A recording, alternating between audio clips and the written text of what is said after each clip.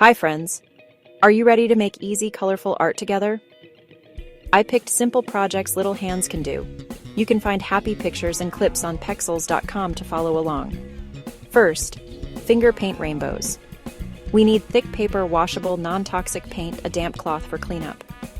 I put a small dot of red, orange, yellow, green, blue, purple. I dip one fingertip tap and make a soft arc. New finger, new color, right under the first.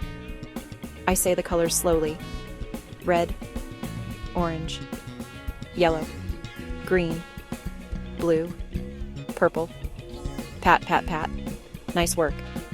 Wipe, wipe, all clean. Next, paper plate animal masks. We need a paper plate, crayons, markers, glue stick, safety scissors with a grown-up helper. I draw 2 gentle eye circles. With a helper, snip out the eyes. I color ears, whiskers, a button nose. Want a kitty? Add triangle ears. Want a puppy? Round ears. Tape a craft stick on the bottom to hold the mask. Peekaboo. Hello, kitty. Hello, puppy. Now, nature collage. Let's take a tiny walk with a grown-up. I gently pick up fallen leaves and petals from the ground. No pulling, just found treasures. Back inside, I spread glue on a sheet. I press a leaf, and another, and a little flower. I make a heart shape, or a sun, or anything I like. Press, press, and let it dry. So pretty. Bonus quick art, sponge stamps.